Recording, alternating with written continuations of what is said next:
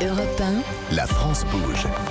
Elisabeth Assayag, Emmanuel Dutheil. Allez, c'est l'heure tout de suite des trophées de l'avenir. Europe 1, La France bouge chaque jour. Elle où ils tentent de vous convaincre. Pour ça, ils défendent leur dossier devant l'œil attentif de notre témoin du jour. En l'occurrence, aujourd'hui, Christopher Sarfati, qui est le directeur général d'Ecopel. Et puis, bien évidemment, on va retrouver notre fait à nous de la Chambre de commerce et d'industrie, Nathalie Carré, dans un instant. Et aujourd'hui, dans La France bouge, une entreprise née il y a un an. C'était en septembre 2020. Bonjour Aurore Jacques. Bonjour. Vous avez 27 ans. Vous êtes la fondatrice de Rêve Society. C'est comme ça qu'on dit. Oui, c'est une marque de collants éco-responsables. Vous avez fait Sciences Po Bordeaux, un master de management. Mais travailler dans le luxe, c'était le rêve de votre vie. Vous vous sentiez tout le temps en léger décalage dans les différentes entreprises dans lesquelles vous avez travaillé parce que c'était pas en accord avec vos aspirations profondes. Ainsi, vous vous êtes lancé dans l'entrepreneuriat. C'était en 2019. Des collants en matière recyclée qu'ont-ils de si particulier? On vous laisse dérouler votre pitch et tout nous raconter. C'est parti, vous avez 1 minute. Donc Rêve Society, c'est une marque de collants éco-responsables que j'ai fondée en 2019. L'objectif, c'était de changer la vie des femmes et celle de la planète. Donc en fait, moi, je suis partie d'un constat très simple, c'est que chaque année en France, il y a 100 millions de collants qui sont jetés chaque année. Et ça génère énormément de pollution durant la fabrication, mais également une fois que ça a été jeté à la poubelle. Et moi, je voulais proposer une alternative à ça. Donc aujourd'hui, chez Rêve, on propose des collants en fibres recyclées à partir de déchets de l'industrie textile. Donc ça permet de réduire notre dépendance aux hydrocarbures et on réduit de moitié les ressources qui sont nécessaires pour fabriquer nos collants. On est également une marque inclusive. Aujourd'hui, on va jusqu'à la taille 3XL, ça correspond à peu près à un 52. Et l'objectif, c'est vraiment que toutes les femmes qui portent nos collants se sentent le mieux possible. Et depuis l'an dernier, on a également lancé un nouveau projet. On fait aussi de la chaussette maintenant, fabriquée en France et en coton recyclé. Et ben voilà, parfait pour ce pitch, c'est extrêmement clair, Aurore. Alors moi, je vais donner les prix, j'espère que je ne vais pas me tromper. On m'a dit que ça allait de 22 à 27 €, que la fabrication se faisait en Italie et en France. Tout à fait, c'est une fabrication 100% européenne. J'ai une toute petite question, est-ce que c'est recyclé uniquement à partir d'anciens collants ou c'est à partir de toutes les matières que l'on peut trouver dans l'industrie de l'habillement? Alors c'est recyclé à partir de déchets de l'industrie textile. Donc en fait, c'est les filateurs qui récupèrent leurs propres déchets et au lieu de s'en débarrasser comme ils le faisaient avant, de les incinérer ou de les enfouir, maintenant ils en font un nouveau fil qui a en fait les mêmes propriétés et les mêmes caractéristiques qu'un fil de nylon classique. Et vous les avez fait tester à des femmes, voilà, ils tiennent bien. Enfin, c'est des questions un peu utiles et pratiques, mais bon. Alors nous, on fait des sondages régulièrement, une fois par an, à la fin de la saison des collants, et on demande à nos clients ce qu'elles ont pensé de la solidité, du confort, etc. Et ça tient bien. Et ça tient bien. La majorité sont très satisfaites de la qualité, mais surtout du confort, et c'est vraiment la raison pour laquelle elles reviennent chez nous en général. Eh bien, on va voir ce que nous dit Nathalie Carré, en charge de l'entrepreneuriat à la Chambre de commerce et d'industrie. Bonjour Nathalie.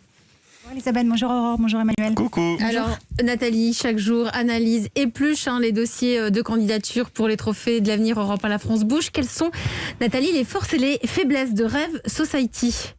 Déjà, bravo pour la transparence. Alors, sur les matières utilisées, vous avez toute une page. Et puis, sur la répartition de la structure du coût de vos collants. Alors, certes, votre collant à l'unité est plus cher qu'un collant classique, mais il est plus durable. Donc, finalement, l'un dans l'autre, le budget ne doit pas s'en ressentir. Puis, chaque produit est bien écrit. C'est plutôt sympa aussi de voir des photos de femmes qui font pas 1m80 et 34 de tour de taille, si vous voyez ce que je veux dire. On voit, alors, tout à fait. Oui, on voit bien, oui, voilà. Alors, sur les points améliorés, plutôt des suggestions. Alors, comme souvent, évidemment, le sujet de la différenciation, parce qu'il y a plusieurs marques qui proposent des collants en matière recyclée. Or, en fait, et vous venez de le dire, a priori, au-delà du côté écologique, ce que vos clientes mettent en avant, c'est le confort de vos collants. On sent que vous avez vraiment fait attention à leur conception. En fait, ça me fait un peu penser à la fin des corsets avec l'arrivée des soutiens-gorge. Et finalement, ce que vous permettez, c'est qu'on remette des jupes plus souvent en étant confortable. Et ça, c'est plutôt une bonne nouvelle. C'est un vrai souci, c'est beaucoup vrai. plus en avant. Eh bien oui. Et puis, pour continuer dans la logique écologique que vous avez, pourquoi ne pas aller plus loin avec le collant consigné? On a eu les jouets consignés il n'y a pas longtemps. On enregistre son collant sur votre site quand il est abîmé, on vous le renvoie contre un crédit par exemple de 2 €. Et au passage, on peut peut-être glisser les collants abîmés qu'on a toutes au fond de notre tiroir et puis déposer le tout dans on vous fournit la matière première. Exactement, c'est bien ça. C'est pas lourd un collant, donc en fait Rêve, oui, ça sera pas très cher en termes d'envoi. Exactement, en termes d'envoi. Voilà, donc Rêve, c'est la révolution des collants confortables, sexy et écologiques. Vachement intéressant comme chaque jour ce que nous dit Nathalie Carré. Qu'est-ce que Que pouvez-vous lui répondre, Aurore? Merci beaucoup pour ces suggestions. Pour la suggestion à propos de consigner les collants, en fait, on a un principe qui est un peu similaire à ce que vous venez de proposer. 1 à 2 fois par an, on propose en fait une collecte de collants usés.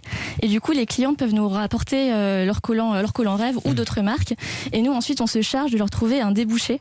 Et on noue des partenariats. Par exemple, l'an dernier, on avait fait un partenariat avec une artiste plasticienne qui avait récupéré plusieurs centaines de paires de collants pour les utiliser pour ses œuvres d'art. Donc l'objectif, c'est vraiment de prendre en charge le produit jusqu'à la fin de sa vie. Eh ben, bravo encore pour cette réponse parfaitement adaptée. Christopher Sarfati, directeur général d'Ecopel. Vous êtes leader, vous, sur le marché de la fausse fourrure. Vous êtes notre grand témoin aujourd'hui. On est très heureux d'être avec vous. Qu'est-ce que vous en pensez? Je trouve que tout ce qui est nouveau et moderne et recyclé va dans l'esprit de la demande aujourd'hui du marché, l'évolution du marché. Donc je trouve ça formidable et je suis ravi de pouvoir écouter et partager ce qu'a dit cette charmante demoiselle. Ce sont des niches que nous mettons en avant aujourd'hui dans oui, la mais France on voit Bouge. que tout ça est en train de bouger et qu'il y a tout un écosystème qui est de bout en bout, du recyclage à l'invention de nouvelles fibres assez impressionnantes. Aurore Jacques, merci à vous. Vous êtes la fondatrice de Rêve Society, cette nouvelle marque de collants éco-responsable. On vous souhaite bonne chance dans votre aventure entrepreneuriale. Merci. Et si vous aussi vous voulez venir présenter votre entreprise, c'est très simple. Il y a une seule adresse mail, c'est e1-lafrancebouge@europe1.fr et vous aurez comme ça peut-être la chance de faire partie de nos candidates ou de nos candidats en route pour les trophées de l'avenir Europe 1 La France Bouge. Vous êtes prêts à nous accompagner encore jusqu'à la fin de l'émission? Mais avec joie. On est ravis. Christopher Sarfati, directeur général d'Ecopel. On continue.